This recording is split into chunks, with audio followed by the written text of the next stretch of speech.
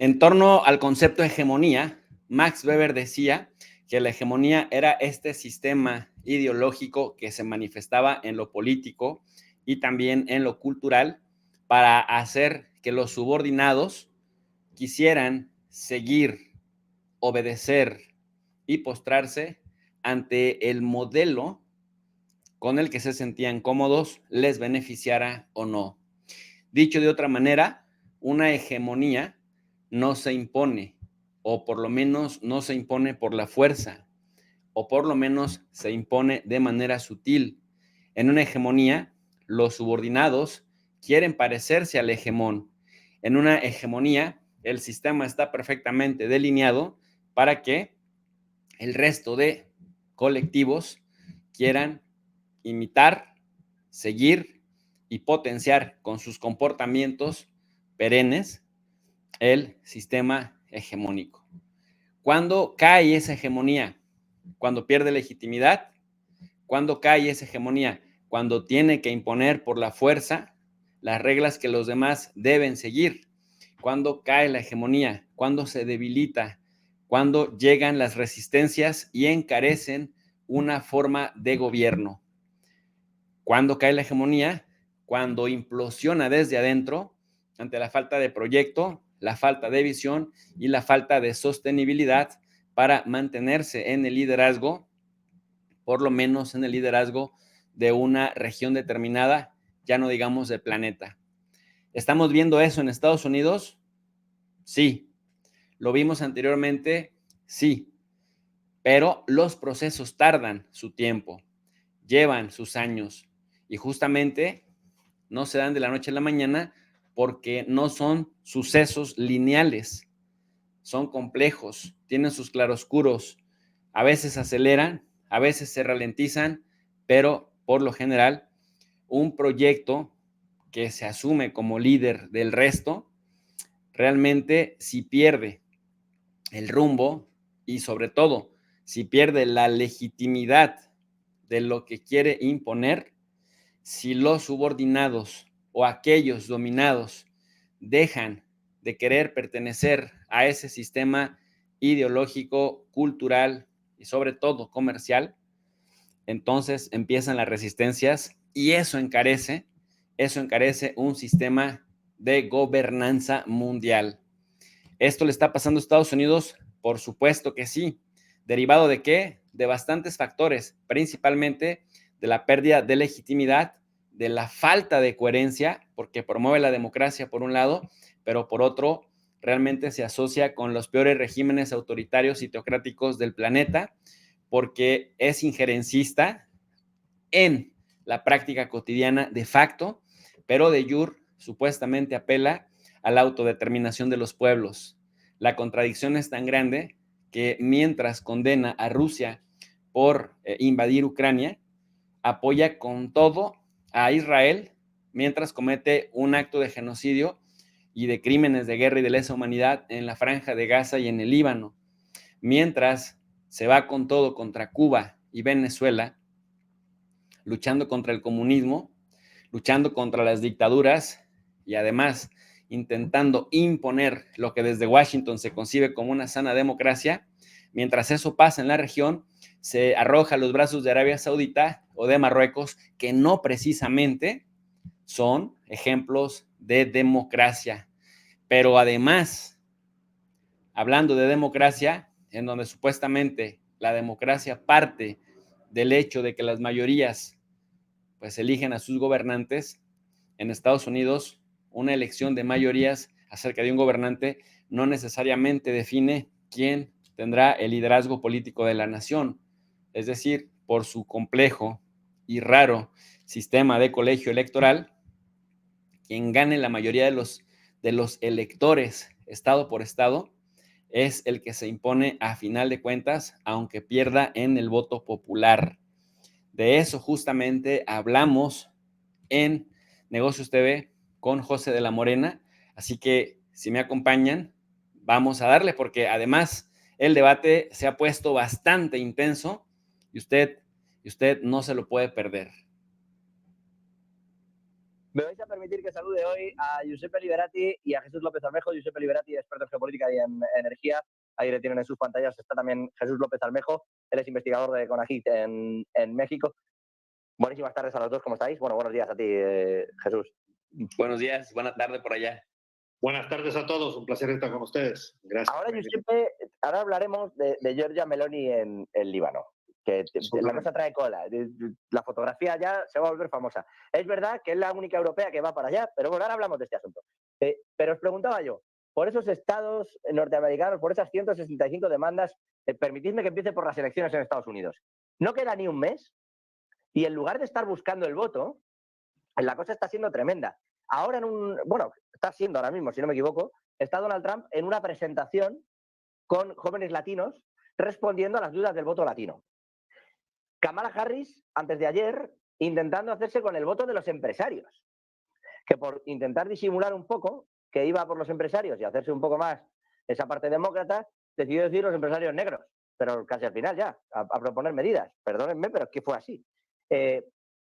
Yo no sé en qué están ya los candidatos, pues creo que son una de las elecciones más extrañas que recuerdo, en las que están intentando no hacerse excesivo daño, en las que los mítines ya no van ni contra el otro, son como en voz alta, simplemente para tu parroquia, no quieres convencer a nadie, estás a tus propias cosas e intentando simplemente que tu propio electorado te crea a ti y vaya por tu película, pero estás olvidando por completo lo que hay alrededor. Entre otras muchas cosas, porque ambos partidos proponen normas y regulaciones absolutamente proteccionistas para los próximos años en Estados Unidos en contra del comercio global y están cómodos con eso. Pero esto es así, como la famosa Inflation Reduction Act, la ley de la reducción de la inflación, que está ya en marcha. Pero con esta tesitura, que ya lo que estemos hablando son de demandas contra el sistema electoral, yo no sé quién quiere empezar, si Giuseppe o Jesús. ¿Cómo estáis viendo vosotros esta extrañísima carrera electoral? Jesús. Bueno, pues primero que nada, les saludo. Mucho gusto estar nuevamente aquí con ustedes. Mira, José, estamos viendo una faceta más de la trayectoria de Estados Unidos en lo comercial, porque lo quiero dividir en lo comercial, en lo político y en lo militar.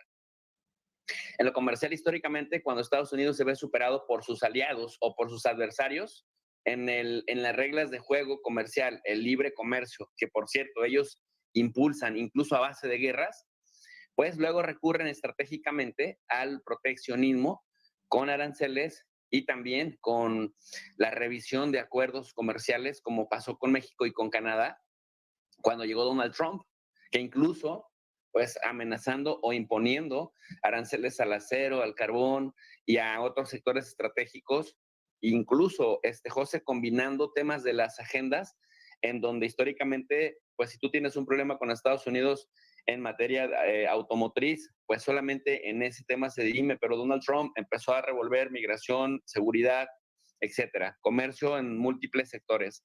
Y eso pues ha generado dos cosas: o que te retires o que te sometas. Pero cuando tienes una economía tan interdependiente, no te puedes retirar, pero tampoco te puedes someter. Y eso genera una muy importante pérdida para negociadores y para comerciantes de ambos lados de la frontera, en el caso de México. Y esto, por supuesto, hace que se pierda competitividad y que otros polos gravitacionales, como en este caso en Asia, cerca de China, empiecen a pesar más que en este lado del mundo. Y eso, bueno, pues también incluye a lo que se conoce como el occidente colectivo, porque entonces tanto Donald Trump como Kamala Harris, que además son pésimos candidatos, y además las propuestas que tienen efectivamente son propuestas que pretenden pasar por encima del marco jurídico internacional, en este caso ahora en el derecho internacional privado. ¿Y por qué digo lo siguiente? Cuando digo pésimo, Donald Trump, por ejemplo, ahora se están burlando los demócratas, la campaña de Kamala Harris, de que recientemente, hace un par de días, dijo que los demócratas no querían permitir las vacas y las ventanas en los edificios y que los demócratas estaban locos porque querían incendiar Estados Unidos.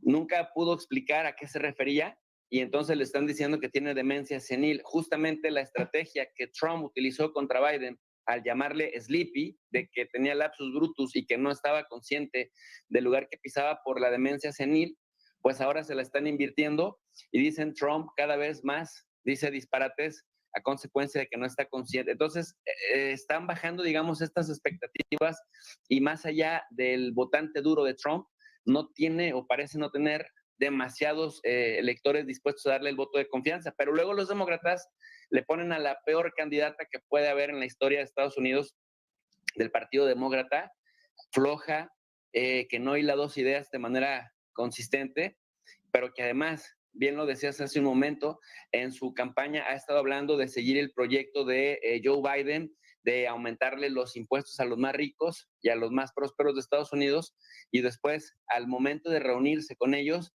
pues tiene que ceder y hablar de proteger las industrias para que ellos se recapitalicen, pero luego, por ejemplo, con las minorías, por ejemplo, los hispanos, Kamala Harris de pronto le salió el Trump que lleva adentro y vuelve a hablar del muro en la frontera, vuelve a hablar también de reparar el quebrado sistema migratorio. Luego con las minorías árabes, pues les dice que Israel tiene derecho a defenderse, y luego con los chinos, desde China han emitido comunicados desde el Ministerio del Exterior de China diciendo que los demócratas son trumpistas sin Trump, porque no han sentido cambios a las políticas que les heredó Donald Trump. En ese sentido, pues, sí se pone muy complicado en Estados Unidos, porque al parecer lo que veremos en noviembre, pues va a dirimirse en los tribunales nuevamente. Es decir, no habrá una elección mientras esté Trump presente, no habrá una elección que sea, digamos, institucional y que en términos, pues como históricamente se han ido resolviendo, se resuelvan.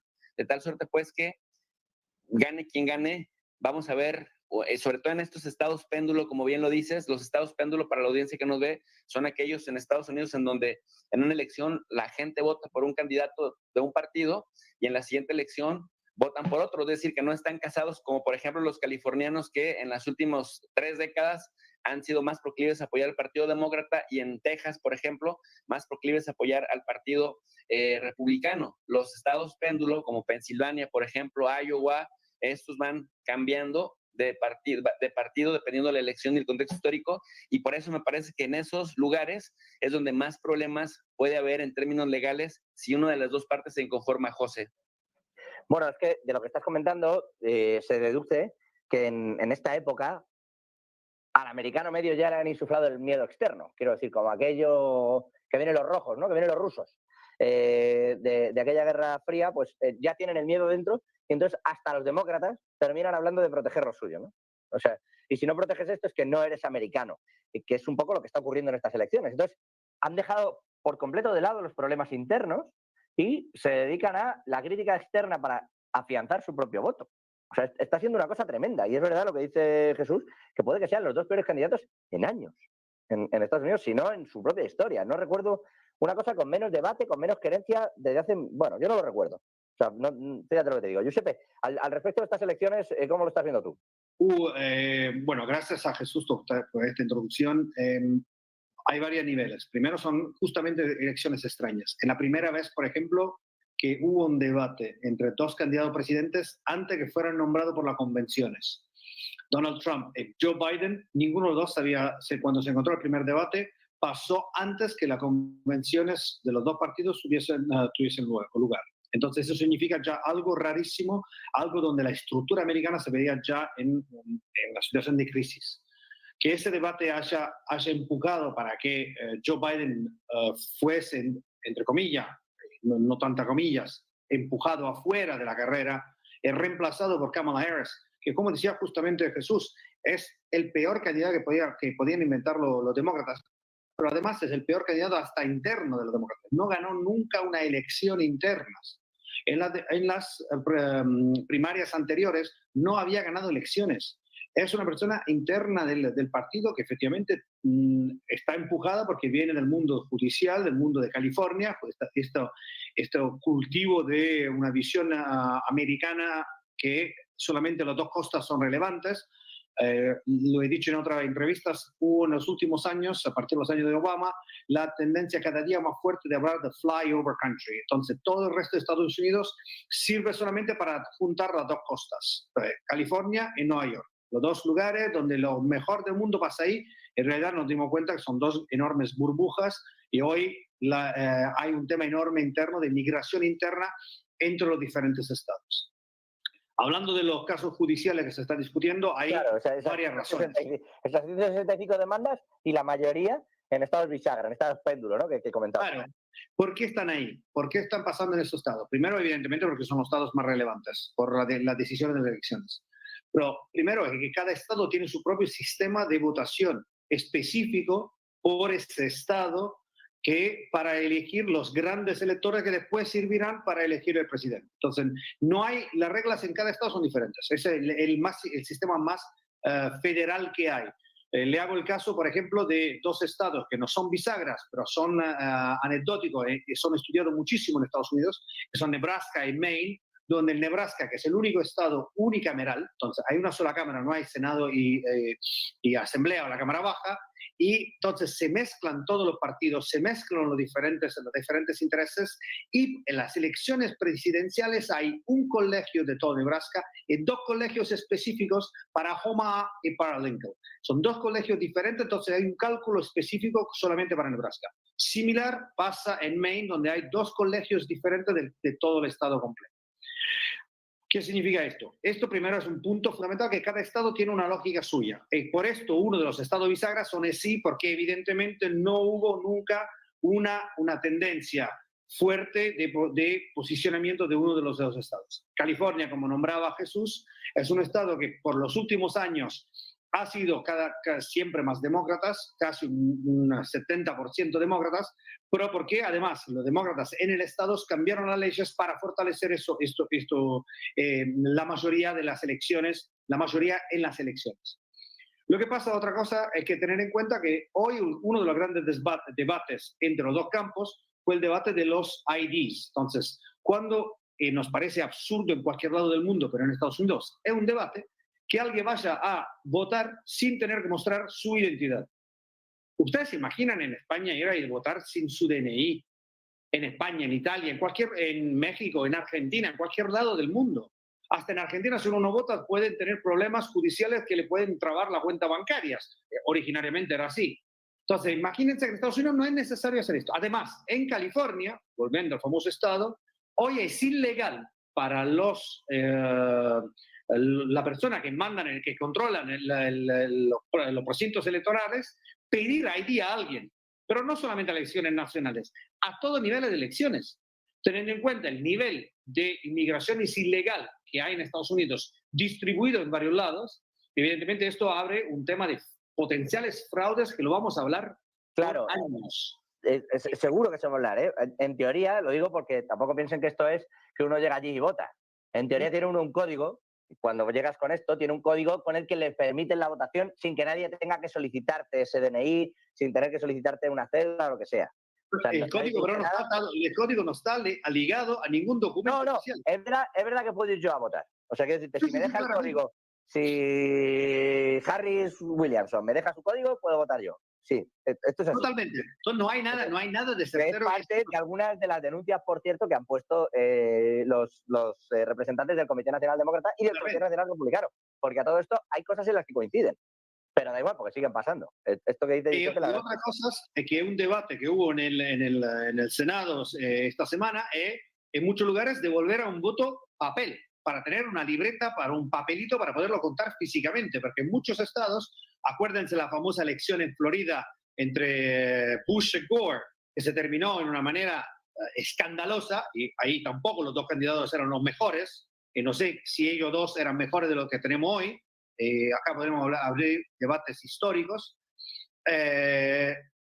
Ahí también pasó esto. Entonces hay un tema de mucho empuje donde hay una desconfianza al sistema electoral completo. Pero esto no es solamente desconfianza al sistema electoral, es una desconfianza al sistema americano.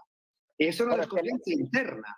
Es que no tiene sentido que termine valiendo su peso en oro, por ejemplo, ese voto en Nebraska, en el que solo están dos colegios y en el que ni siquiera identificas al votante, no al mismo peso que Nueva York. Que tenga el mismo peso, claro. Entonces, pero al mismo tiempo, es razonable. Pero al mismo tiempo, la diferencia que tenemos con Europa y con otros países es que en Estados Unidos hay una movilidad interna altísima, donde cada ciudad es un laboratorio antropológico. Y ahí se van agregando la gente. Hoy, por ejemplo, la Silicon Hills de Austin, en Texas, tiene casi la misma cantidad de empresas que la Silicon Valley. Pero Austin, que es demócrata, tendencialmente demócrata, está en un estado republicano. Entonces hay valores demócratas, si queremos, más liberal, pero en un estado que es más cercano favorece el desarrollo del negocio.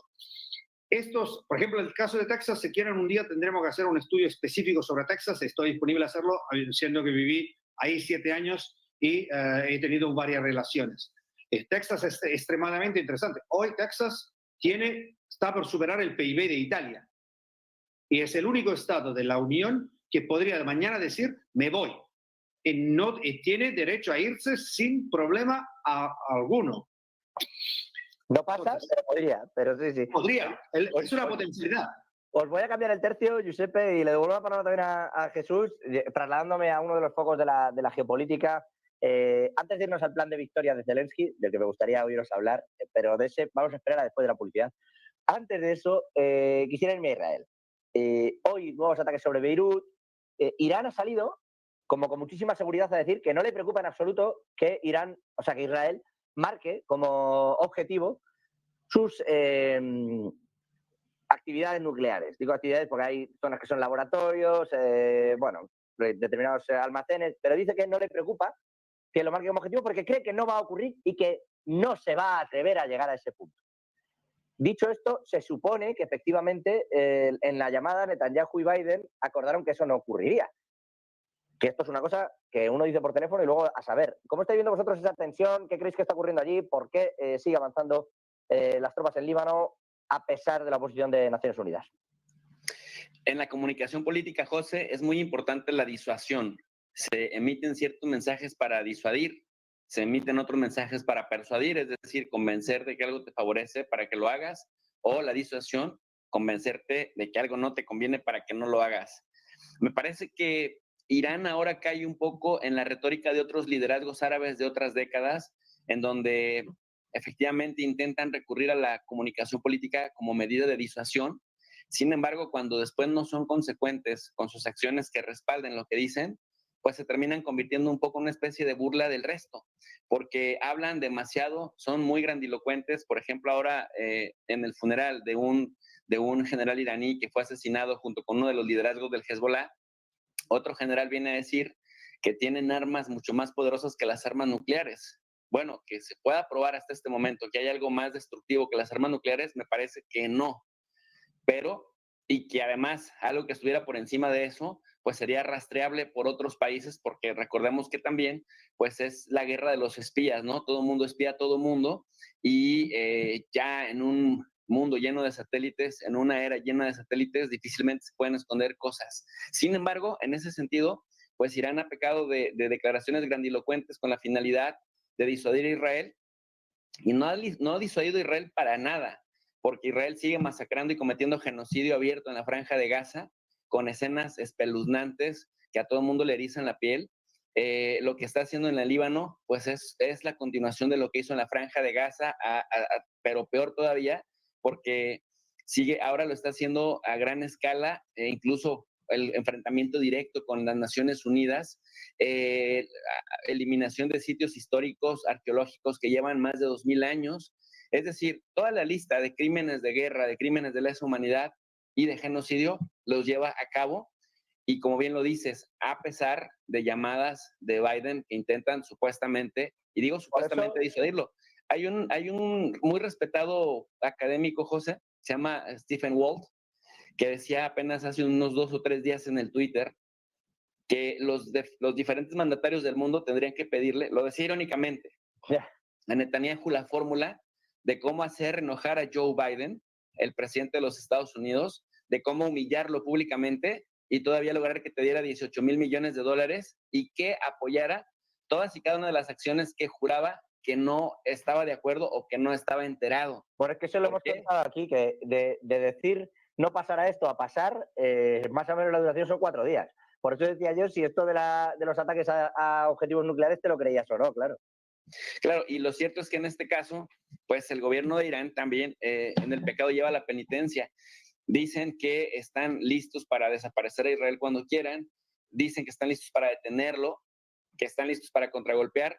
Lo que hemos estado viendo es que Estados Unidos está llevando baterías antiaéreas, armas más modernas ante la evidente falla del domo de hierro, muy famoso por costoso, muy famoso por frenar los ataques de Hamas y Hezbollah, pero obviamente algo que sí demostró Irán el 13 de octubre es que ya con un ejército serio, con un ejército con armas, con mejores armas que las que tira Hezbollah o Hamas, pues entonces sí evidencia las carencias, satura las baterías antiaéreas israelíes. Estados Unidos entonces empieza a llevar municiones, movilización de tropas, fragatas, portaaviones nucleares. Justo, ha hablado de un sistema antimisiles justo desde el mar y con operativos terrestres que va a permitir también ampliar la capacidad de Israel. O sea, directamente, en cuanto vieron eso, ha mandado ese apoyo.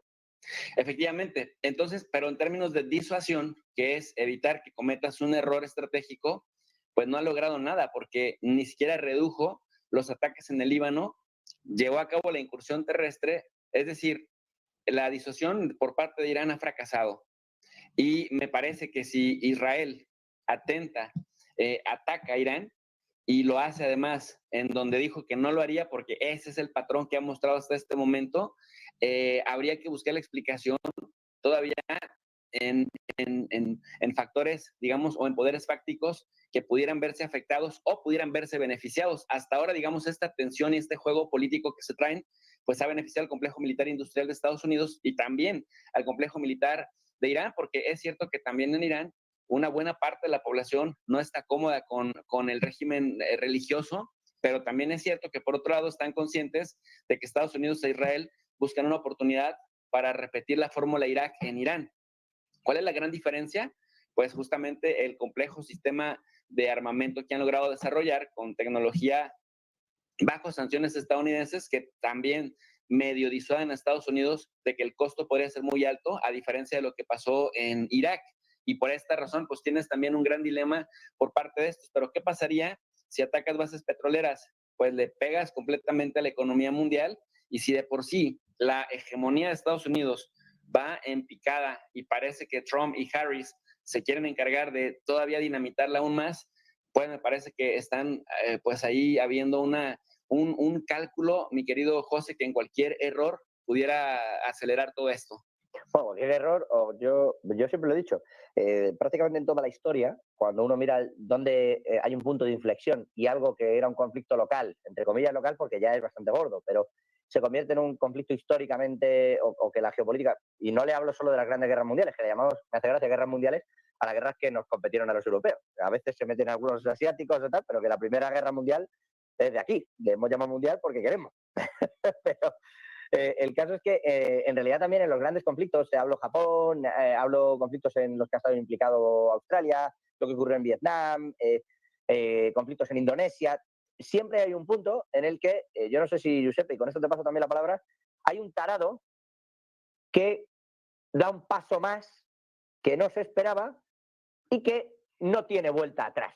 Y entonces la vuelta atrás son miles de muertos.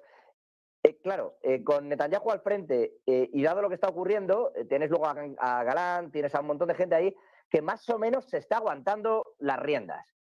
Pero en algún momento alguien puede perder. No sé si, Giuseppe, tú ves que eso puede ocurrir allí. Sí, desarrollamos un punto y quiero reempezar. Tomo esto y reempiezo sobre el punto que decía Jesús al inicio. En la comunicación, sobre todo a nivel internacional, hay un otro nivel también de conversaciones, que es la conversación de hacer pasar mensajes que el grande público no quiere, no puede, no debería recibir.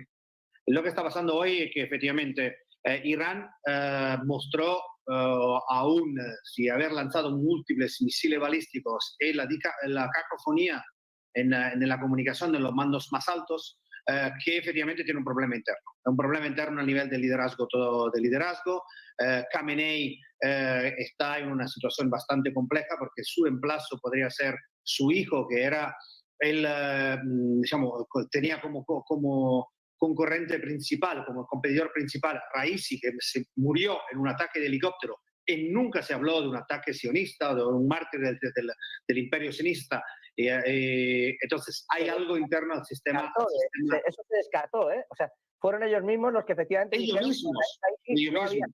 Eso es, sí. Ellos mismos. Tenemos en cuenta que la muerte de Hainai no fue en una de las unidades más protegidas de los Pasdarán, que Nasrallah no podía hacer, no lograban los israelíes llegar a Nasrallah de ninguna manera hasta su entorno propio, y él mismo no tenían los buscas que explotaron. Entonces, sabían, era una hiperprotección alrededor de Nasrallah, la única manera para llegar es que tenían informaciones internas del sistema desde Irán. Hay una parte mayoritaria de Irán que no apoya el sistema de los ayatolá, el sistema árabe. Los iraníes no son árabes, son persos. Y la gran diferencia, justamente Jesús hacía el paralelo con Irak, pero la gran diferencia con Irak es que en Irak había tres etnias muy definidas. Había una parte chiita, entonces que era mayoría, pero controlada por los sunnis, que era la parte del partido Baath de Saddam Hussein, más la parte copta, entonces la parte católica en el norte, Mosul, y sin no tener en cuenta otro pueblo de quien nadie habla en este momento, que son los kurdos. Los kurdos están en una situación mucho peor de los palestinos, en una condición a caballo de países que nadie les interesa, nadie le habla de ellos, pero Turquía, Siria, Irán e Irak, en la zona donde están los kurdos, con muchísimos problemas. ¿Qué está pasando hoy? Porque hace algunos días, en otra entrevista con ustedes, analicé 4 escenarios. Había 4 escenarios de la posible reacción de Israel. 1, ataque a sitios nucleares. Eso lo desestimé porque para hacer esto había necesario para los israelíes de una infraestructura puramente americana, tipo los P-52, y la GBU, no me acuerdo ahora el código, que es una bomba especial que pesa 12 toneladas, 6 metros de largo, para poder activar esto. Y los Estados Unidos, la primera cosa que dijeron, no lo vamos a hacer.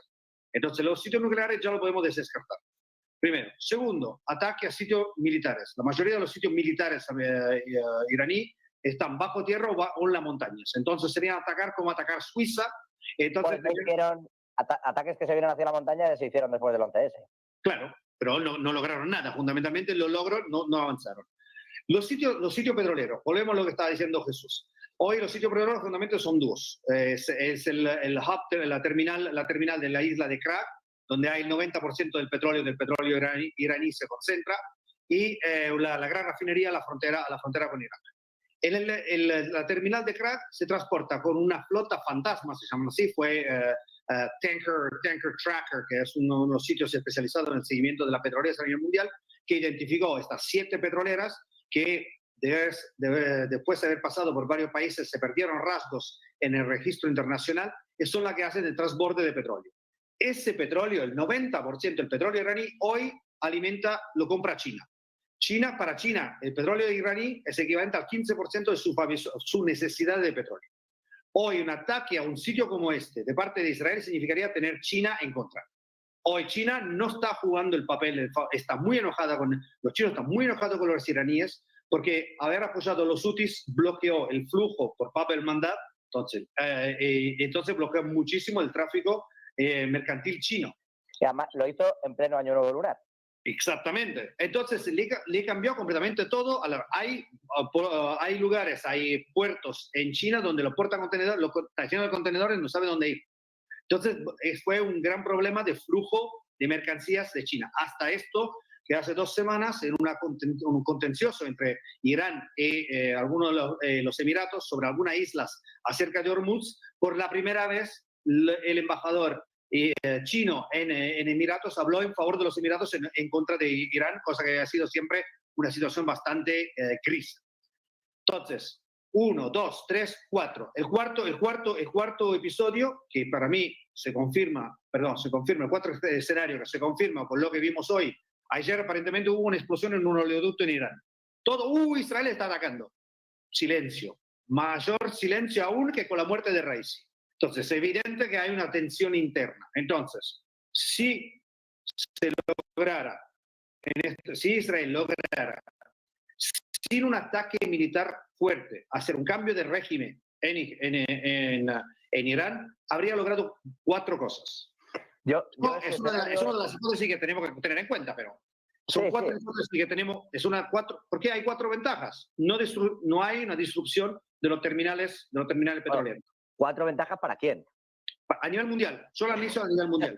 Primero, no hay una disrupción de los terminales petroleros. Tenemos en cuenta que hoy la capacidad Irán es equivalente al 5% de la capacidad de producción de petróleo a nivel mundial.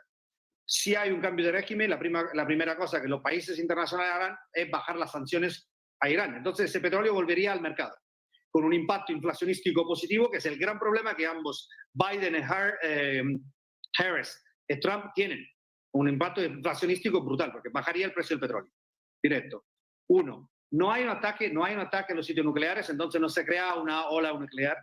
Y otra cosa que es relevante, los estados árabes sunitas, particularmente Arabia Saudí, estarían muy agradecidos a Israel de haber liberado un gran enemigo. Entonces se volvería a la negociación sobre los pactos de Abraham. Sí, pero... En un escenario que no podemos descartar. No, si yo allí no descarto nada, vete tú a saber. Pero me resulta complejo imaginar a Khamenei cayendo de una forma tan, oscura, digamos. No sería Khamenei, puede ser su entorno, ¿eh? Puede ser su entorno. Ya, pero al final tienes que cambiarle, ¿eh? Sí, claro, pero una de las cosas que pasó esta semana es que el hijo de Khamenei, que era una de las misiones que tienen todos los ayatollah, es ir para el mundo predicando, rezando y contribuyendo a la misión de evangelización según la visión chiita del Corán. Y de repente, cuando los ayatollah terminan esto, o porque hubo un problema de enfermedad, o porque están por tomar un cargo más alto. El hijo de Khamenei, hace una semana, dijo que él interrumpía su actividad de proselitismo a nivel internacional. Entonces, hay cambios en el sistema iraní, están pasando cambios. Están pasando cosas, pero yo no sé si lo veo eso tan claro. Voy a tener que parar un minutito para la publicidad y enseguida volvemos. Me queda Meloni y me queda el plan de la victoria. Jesús, un minuto y empezamos contigo. Hasta ahora.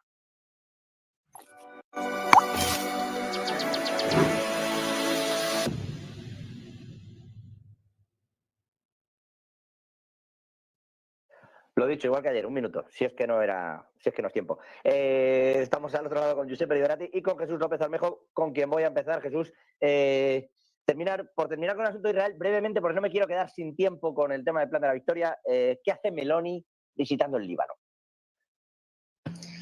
Bueno, básicamente recordemos que la misión de Naciones Unidas en el Líbano se compone principalmente de españoles, de franceses y de italianos. Y recientemente, tanto Pedro Sánchez como Giorgia Meloni y Macron se unieron para condenar los ataques directos de Benjamín Netanyahu contra Naciones Unidas y las amenazas de que tienen que evacuar a las fuerzas que por una resolución del Consejo de Seguridad de las Naciones Unidas están ahí en el Líbano.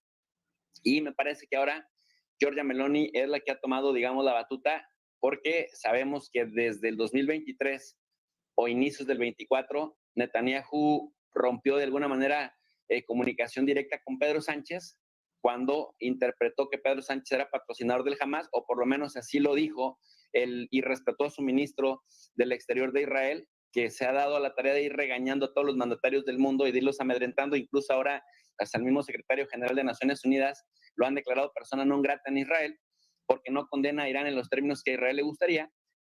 No que no lo condene, pero no lo condena en los términos que a Israel le gustaría, y eso es lo que lo ha manifestado el ministro del Exterior de Israel. Y con Macron, recientemente, cuando Macron amagó con el embargo de armas a Israel, que después reculó, se echó para atrás, Macron ha vuelto a responder que no se le olvide a Israel que como Estado surgió de una resolución de las Naciones Unidas en los años 40. Eso ha generado también mucha tensión a nivel gubernamental, en la relación intergubernamental, y entonces, bueno, pues Meloni es la única que queda de quemar las naves. Y en ese sentido, me parece que ocupa ese vacío que van dejando Macron y Pedro Sánchez en el tema del desgaste en su relación con Israel, mi querido José. Bueno, te diré que pasaron más cosas, ¿eh? Quiero decir que aquí tampoco fuimos los más diplomáticos, pero es verdad que la respuesta, bueno, da igual, no quiero pisar yo el charco que ya has pisado tú.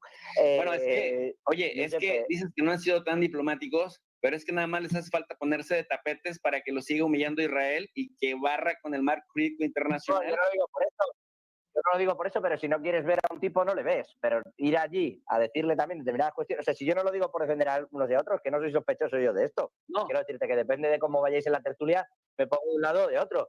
Pero en concreto, ir a ver a Netanyahu para decirle, la estás liando públicamente, cuando ni siquiera se lo has dicho en la reunión interna, solo lo has dicho luego con la prensa, pues es raro. Diplomático no es. Pero me refiero a esto. Netanyahu va a pasar a la historia como uno de los tipos más grises y más nefastos que la humanidad pudo presenciar. En los libros de historia, Netanyahu quedará como Hitler, como Mussolini o como Stalin. Y el que no te pongas directamente a cuestionarle, es decir, el que como mandatario contemporáneo no, por lo menos no le cuestiones, pues te hace ver como los contemporáneos de Hitler en la época de la guerra, que después todo el mundo ha intentado desentenderse de él, y me parece que lo menos que merece es que le cuestionen sus métodos.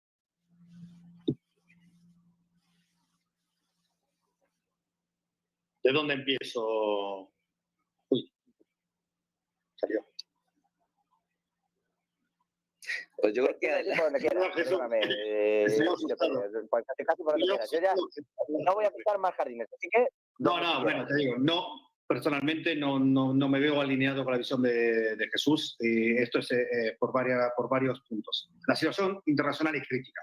Y es crítica porque el Mediterráneo está volviendo a ser el centro del mundo, y la presencia de Giorgia Meloni es necesaria porque es un reposicionamiento político, geopolítico de Italia hacia el Mediterráneo.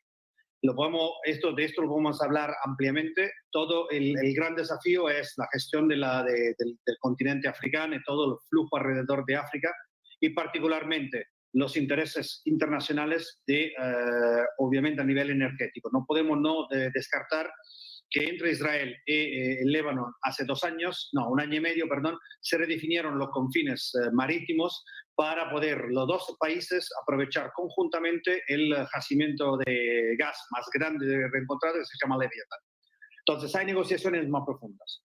Lo que está pasando hoy con UNIFIL, la resolución 1701, era una resolución que pedía a diferentes países, evidentemente a Naciones Unidas y a diferentes países, de ponerse en la zona de alrededor del río Litani como la zona para observar lo que pasaba. No tenía ni misión de limitar las acciones de Hezbollah, ni de limitar las acciones de Irán o de Israel, de nada, solamente observar. El tema es que la misión ha sido un gran éxito. Es un gran éxito haber observado, pero no limitó el desarrollo de las actividades de Hezbollah en el sur del Líbano.